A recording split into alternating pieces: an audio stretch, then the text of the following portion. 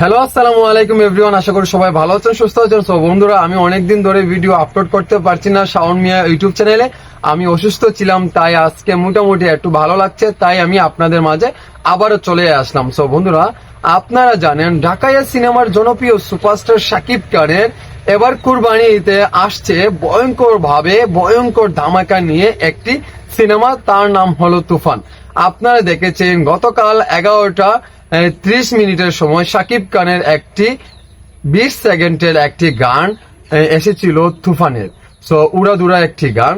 So আমার কথা হচ্ছে, এই গানটি নিয়ে হচ্ছে অনেক আলোচনা সমালোচনা, বাট যারা এই গানটাকে বলছে কপি কপি কপি, এই বাংলার ইন্ডাস্ট্রিতে, এই বাংলাদেশের মানুষরা সবকিছুতে, মানে কি বলবো আপনাদেরকে, সবকিছু ফাউল ভাবে দেখে, এমনকি একটা কপি কপি একটা বিষয় ওনাদের মাঝে কাজ করে প্রতিনিয়ত।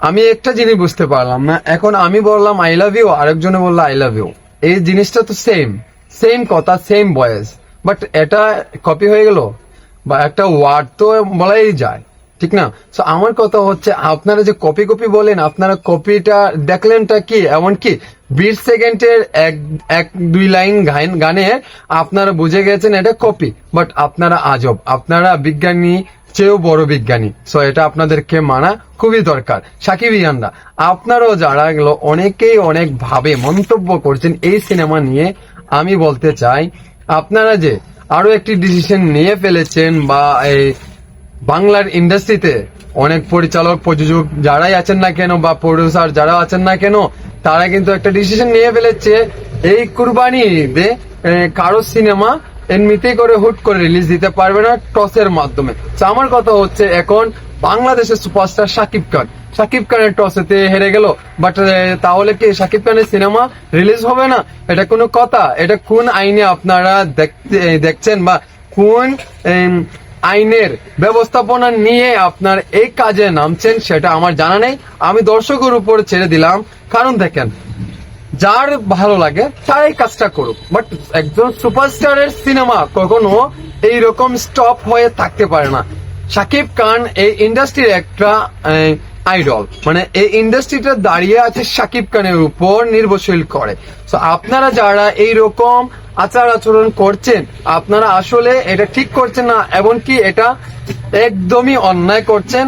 আপনারা এটা মানতে হবে, যার সিনেমা তার টাকা দিয়ে প্রযোজক বানিয়েছে, পরিচালক বানিয়েছে, নায়ক কাজ করছে, বা যারাই কাজ করছে, তারাই জানে কিভাবে এগুলো রিলিজ করবে। একটি সিনেমা রিলিজ করে লাভ হলে হবে, নইলে নয়, তারা এটা বুঝবে। বাট আপনারা এটা নিয়ে তো মাথা গামালে হবে না। হ্যাঁ, আপনারা যদি মাথা গামাতে চান, তাহলে একটা কাজ করেন না কেন, আপনারা প্রত্যেকটা জেলায় করে একটি করে সিনেপ্লেক্স তৈরি করে দেন। তাহলে বলবো, আপনাদের এই শিল্পী সমিতির যারা আছো না কেন, তাদের একটি একতা আছে, এক সৎ সাহস আছে। আপনারা সরকারের অনুদান নিয়ে সিনেমা বানান, এই সরকারের কাছ থেকে অনুদান নিয়ে সিনেমা না বানিয়ে আপনারা একটা করে সিনেপ্লেক্স তৈরি করেন না কেন? এই তো সরকারের অনুদানে 40 লাখ 50 লাখ টাকা পাচ্ছে, বাট আপনারা ছোট করে একটা করে 10 15 20 লাখ টাকা দিয়ে একটা করে সিনেপ্লেক্স তৈরি করে দিলেই তো হয়।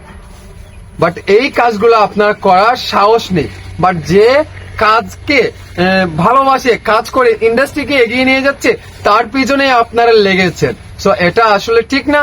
আর অনেকের কাছে আমার কথাবার্তা ভালো লাগবে, অনেকের কাছে খারাপ লাগবে, সেটা ডাজন্ট ম্যাটার ভাই। আমার কথা আমি বললাম, আমার যুক্তি দিয়ে আমার যেটা মাথায় ধরেছে সেটাই আমি আপনাদের কাছে তুলে ধরলাম। এখন বাংলাদেশের ভক্তরা বলবে, এমনকি বাংলাদেশের অনেক গুণী গুণী মানুষ রয়েছেন, তারাই বলবেন এই জিনিসটা করা কি আদৌ ভালো হবে, নাকি ইন্ডাস্ট্রি একটা ক্ষতিগ্রস্ত হবে। এটা আপনাদের উপর ছেড়ে দিলাম, আপনারা ডিসাইড করবেন। সো বন্ধুরা, সবাই আমার জন্য দোয়া করবেন, যাতে আপনাদের মাঝে আগের মতো ভিডিও বার্তা সব সময় দিতে পারি, শাকিব খানের নিত্য নতুন আপডেট এই চ্যানেলে অবশ্যই তো পাবেন। বাট কিছুদিন আমি অসুস্থতার কারণে আমি আসতে পারিনি, এখন কিছুটা আল্লাহ রহমতে ভালো লাগছে, তাই আপনাদের মাঝে আবারও চলে আসলাম। সো সবাইকে জানাতে আসলাম, বন্ধুরা, আগের থেকে আমি অনেকটা সুস্থ আছি। আপনারা দোয়া করবেন যাতে পুরোপুরি সুস্থ হই, তারপরে আপনাদের সাথে মজা আনন্দ আড্ডা করব। সো ভালো থাকেন, সুস্থ থাকেন, আল্লাহ হাফিজ, আসসালামু আলাইকুম আ রহমতুল্লাহ বারাকাতুহু।